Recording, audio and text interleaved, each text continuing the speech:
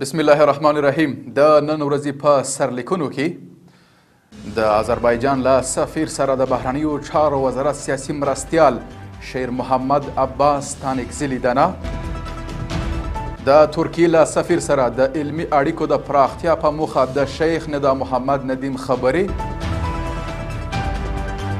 او د اسرائیلو د بریدونو په دوام کې د لسګونو فلسطینیانو شهادت.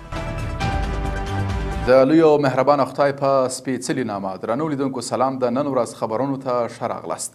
نن دوشنبه د 1403 کال د مرغومي 10مه نیټه ده. زه صادق فروتن یم. د هم بشپړ خبرونه. د بهرنیو چارو وزارت سیاسي مرستیال شیر محمد عباس تانکزي افغانستان کې د آذربایجان له سفیر الهام محمدوف سره لیدنه کړې.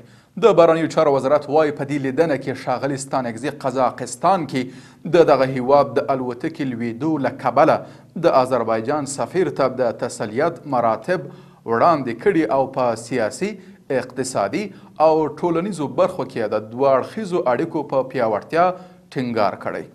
ورته مهال ښاغلي محمدوف د دغه هیواد د الوتکې لوېدو په تړاو د اسلامي امارت د غمرازۍ او تسلیت څخه مننه کړې او ویلي دي چې هیواد یې افغانستان سره د اړیکو پراختیا ته لیوال دی.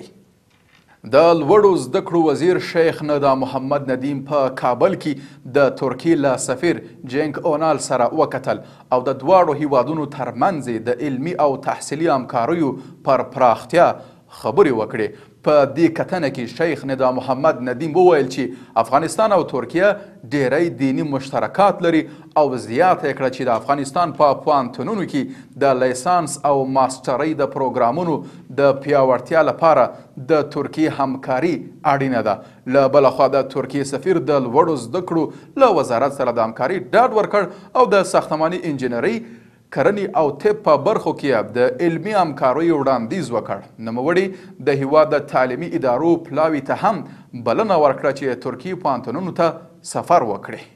په یو بل خبر کې لوړو زده کړو وزارت وایي چې د لوګر لوړو زده کړو مؤسسو کې د 23 میلیونه افغانیو په ارزښت د یوه خوړنځي او لیلیې رغنیزې چارې پیل شوي.